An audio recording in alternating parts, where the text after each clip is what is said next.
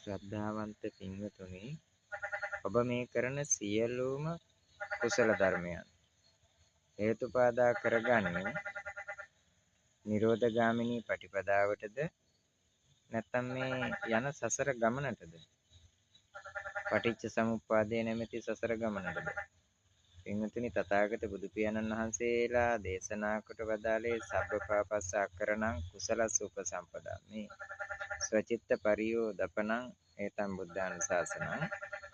මේ කුසල් දහම් රැස් කරගන්න කිව්වේ නිරෝධගාමිනී පටිපදාවට. නිරෝධගාමිනී පටිපදාව කියන්නේම අපි සසර දුකෙට බැඳෙන එකෙන් නිදහස් වෙන්න ඕන ක්‍රමය. එහෙනම්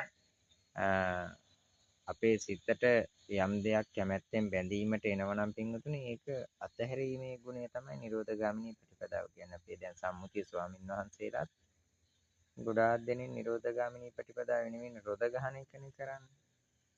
පින්වතුන්ලා වගේම උන්වහන්සේලාත් කරන්නේ එකතු කරන එක. හැබැයි තථාගත බුදු පියාණන් වහන්සේ දේශනා කොට වදාළේ සසර දුකින් එතර වෙන්න නම් අපි සිතින්, කයින්, වචනයෙන් කියන තිදොරින්ම එකකින් නෙවෙයි, සිතින්, කයින්, වචනයෙන් කියන තුන්දොරින්ම අතහැරීම පුරුදු කරගන්න.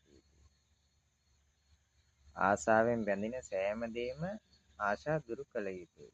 ආශා දුරු කරනවායි කියා ආශාවෙන්ම කටයුතු කරනවා නම් පින්වතුනි, එතන නිරෝධගාමිනී ප්‍රතිපදාවක් නැහැ.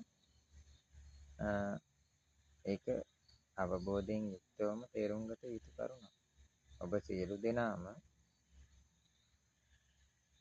මේ කරන සෑම කුසල ධර්මයකම හේතුඵලයක් හැටියට දකිනවා නම් බෝධි පූජාවක් තිබ්බත් බෝධි පූජා තියෙනවායි කියන එකේ තේරුමත් පින්වතුන්ලාට මේක පැහැදිලි කරන්න ගියොත් චිත්තානුපස්සනාවෙන් පැහැදිලි කරන්න ඕන. චේතනාහම් වික්කවේ කම්මං වදාමි කියන තැනදී. ඒකෝට චේතනාව නැතුව කර්ම සකස් කරන්න බෑ වගේ. එතකොට නිරෝධගාමිනී ප්‍රතිපදාවත් චේතනාව නැතුව මම මේ දේ අතහරින්නේ මොන හේතුවක් මතද? සිතට එන සිතුවිල්ලද, බාහිර වස්තුද? මේ දේවල් අතහැරීමේ ගුණයන් පුරුදු කරන්නේ මොකක් හේතුවක් මතද කියන එක අවබෝධයෙන් කරගත යුතුයි. මොකක් හේතුවක් මතද කියන එක කියලා දෙන්න ගත්තොත් එහෙම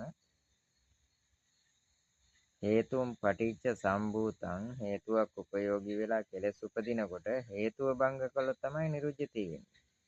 හේතු භංගන් නිරුද්ධති. හේතුව භංග කරගන්න නම් මොකද්ද කරන්න ඕනේ? හේතුව භංග කරනවා කියන්නේ හේතුවෙන් නිදහස් වෙනවායි කියන්නේ. හේතු බලන්න ඕන. මොන හේතුද? ලෝභ හේතු, දෝෂ හේතු, මෝහ හේතු. ලෝභ දේශ මොහ තමයි හේතු.